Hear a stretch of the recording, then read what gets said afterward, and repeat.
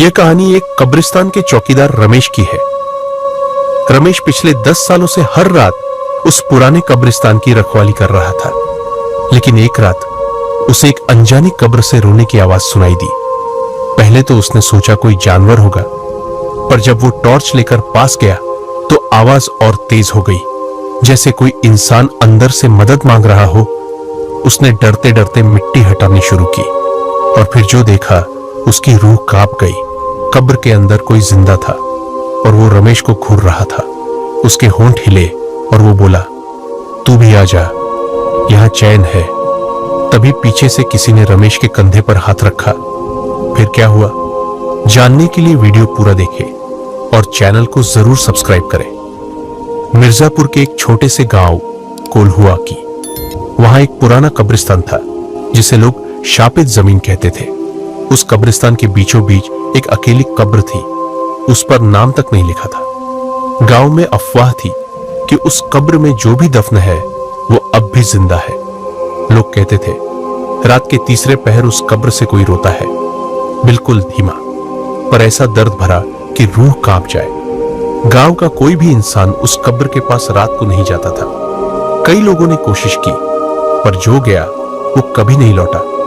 गांव वाले उसे जिंदा कब्र कहते थे और यही बनी रमेश की बर्बादी की शुरुआत। रमेश एक गरीब मजदूर था जो शहर से गांव लौटा था। उसे कोई काम नहीं मिल रहा था। एक दिन चौकीदार की नौकरी लगी उसी कब्रिस्तान में। गांव वालों ने उसे समझाया, मत कर ये काम, मौत बुला रही है। भूख मौत से भी डरावनी होती है।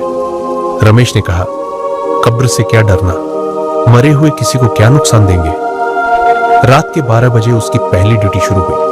हवा में अजीब सी ठंडक थी जो उसकी हड्डियों में घुसती जा रही थी।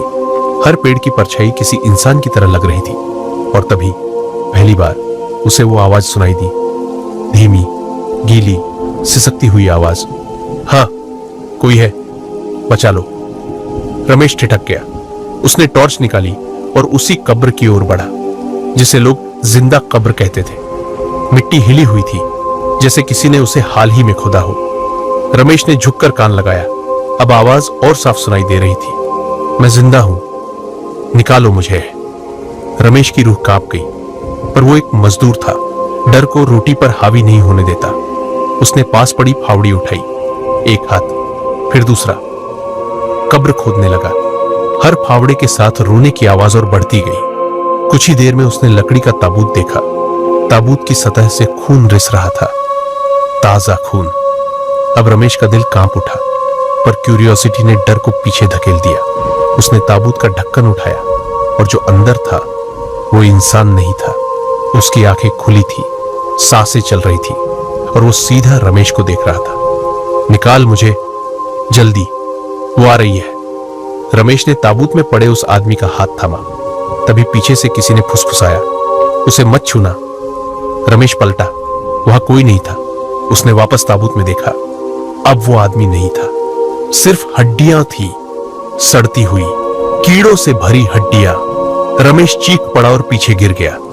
कब्र के चारों ओर धुंध छा गई, हवा जैसे रुक गई हो, और कुछ खड़ा था उसके ठीक पीछे, काला लंबा चेहरा ढका हुआ और उसकी उंगलियां ढक्कन पर थी। तूने उसे जगाया, अब वो चैन से नहीं सोएगा और तुझे भी नहीं सोने देगा। रमेश भागा, लेकिन पैर जमीन में धंसने लगे। मिट्टी मानो उसे खींच रही थी। फिर वही आवाज आई, अब रमेश के कानों में नहीं, सीधा उसके दिमाग में। एक गया, दूसरा आया, एक और कब्र तैयार करनी है। अचानक अंधेरा छा गया। जब उसे होश आया, वो एक ताबूत के अंदर था। चारों ओर कीलें ठुकी हुई थी। वो चिल्ला रहा था, रो रहा था, पर कोई नहीं सुन रहा था।